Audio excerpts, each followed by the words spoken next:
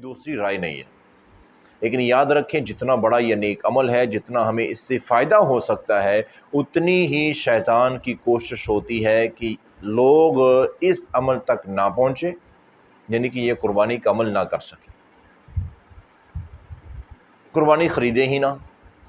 اگر خرید لی ہے تو پھر بھی شیطان ہار نہیں مانتا ہے، وہ اصلی دشمن ہے، وہ پھر بھی کوشش کرتا ہے کسی نہ کسی طریقے سے قربانی ان کی میں ضائع کرا دوں۔ تو وہ ضائع کیسے کراتا ہے؟ کلام مقدس قرآن مجید میں اللہ تعالیٰ کا فرمان ہے کہ جو لوگ ریاکاری کرتے ہوئے بڑے سے بڑا بھی صدقہ کرتے ہیں وہ سارا ضائع ہو جاتا ہے۔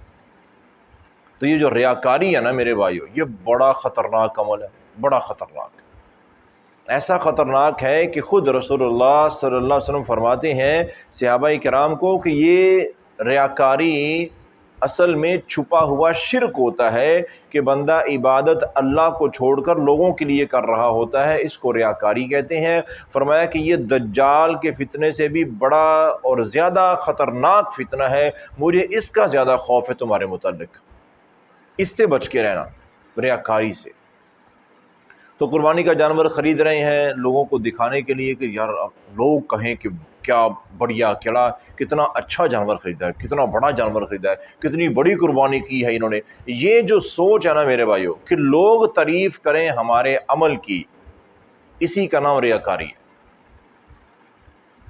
یہ اپنی سوچ، لوگ ہمارے عمل کی تعریف کریں، یہی ریاکاری ہے۔ اور یہ ریاکاری ایسا عمل ہے کہ قرآن مجید میں اللہ تعالیٰ کا فرمان ہے کہ فَتَرَكَهُ سَلْدًا، آسان لفظوں میں یوں سمجھو کہ قیامت کو بندے کے نامہ اعمال میں یہ عمل ملیں گے ہی نہیں، ہوں گے ہی نہیں۔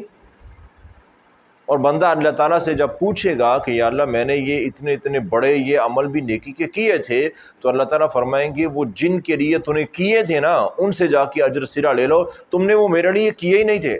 تو لوگوں سے واہ واہ سننا چاہتا تھا، ریاکاری تیرے ذہن میں تھی کہ لوگ تیری تعریف کریں عمل کی، وہ لوگوں نے کر دی، وہ میرے لیے عمل تھا ہی نہیں، میں تمہیں اجر کیسے دوں گا، نہیں ملے گا اجر۔ تو میرے بھائیو کہیں ایسا نہ ہو کہ ہم اتنا زیادہ پیسہ بھی خرچ کریں، محنت بھی کریں، اور وہ ہمارے قربانی کا عمل شیطان ضائع کروا دے ہمارے ہی ہاتھوں سے۔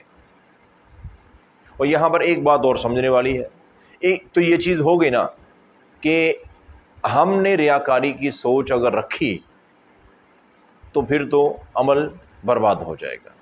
لیکن اگر ہماری سوچ نہیں ہے، ہماری سوچ نہیں ہے، نہ ہم کسی کو دکھانا چاہتے ہیں، نہ سنانا چاہتے ہیں، نہ ہم کسی سے واہ واہ سننا چاہتے ہیں، ہم تو صرف اور صرف اللہ کی رضا کے لیے یہ عمل کر رہے ہیں، رسول اللہ صلی اللہ علیہ وآلہ وسلم کے طریقے اور سنت کے مطابق عمل کر رہے ہیں۔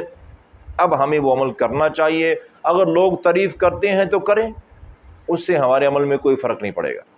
یعنی کہ لوگ اگر خود ہی کہہ رہے ہیں کہ بڑی اچھی قربانی ہے، بہت بڑھیا قربانی ہے، بڑے کمال کا عمل کیا انہوں نے، بڑا زیادہ ان کو اجر ملے گا، یہ وہ، یعنی کہ لوگ جتنی بھی تعریفیں کریں، ہماری سوچ اگر اخلاص صرف اللہ کے لیے ہے نا کہ اللہ کو راضی کرنا ہمارا مقصد ہے، تو پھر اس سے کوئی فرق نہیں پڑے گا۔ اگر ہماری سوچ میں ریاکاری آ گئی پھر یہ عمل برباد ہو جائے گا۔ تو اس لیے بہت زیادہ قربانی اور دوسرے اعمال میں فکر کی ضرورت ہے۔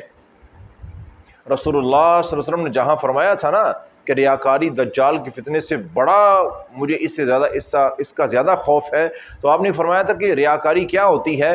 یہ ہوتا ہے کہ بندہ نماز شروع کرتا ہے، مسجد میں آیا، نماز پڑھنے لگا، پیارا کا خود بیان فرما رہے، فرمایا کہ بندہ مسجد میں آتا ہے، نماز پڑھنے لگتا ہے، اور نماز کے دوران وہ یہ خیال کرتا ہے، اس کی یہ سوچ بن جاتی ہے کہ لوگ مجھے دیکھ رہے ہیں نماز پڑھتے ہوئے، تو فرمایا کہ وہ اپنی نماز کو پہلے سے زیادہ خوبصورت بناتا ہے، بڑا لمبا قیام، لمبا سجدہ، اطمینان کا رکوع، بڑے سکون سے، ان لوگوں کو دکھا دکھا کے، عام اس کی معمول کی نماز ہوتی تھی، لیکن یہ اس سے زیادہ خوبصورت کیوں بنا رہا ہے؟ کیونکہ یہ لوگوں کو نماز دکھانا چاہتا ہے، لوگوں سے اپنے عمل کی تعریف سننا چاہتا ہے، اس کو کہتے ہیں ریاکاری۔ اور پیارا کا فرماتے ہیں یہ چھپا ہوا شرک ہے۔ عبادت تو اللہ کے لیے تھی، بندہ لوگوں سے تعریف سننے کے لیے یہ کام کر رہا ہے، تو یہ عبادت لوگوں کے لیے کر رہا ہے، اللہ کے لیے کر ہی نہیں رہا ہے۔ کتنا خطرناک بن جائے گا۔ یعنی کہ یہ قربانی یا نماز یا جتنے بھی عمل ہیں، اگر اس میں ریاکاری آ جاتی ہے تو نہ صرف یہ کہ یہ عمل ضائع ہوتا ہے بلکہ یہ گناہ بن جاتا ہے۔ تو اللہ سے دعا ہے میرے محترم بھائیوں، اللہ تعالی ہمیں تمام اعمال میں ریاکاری سے محفوظ رہنے کی توفیق عطا فرمائے۔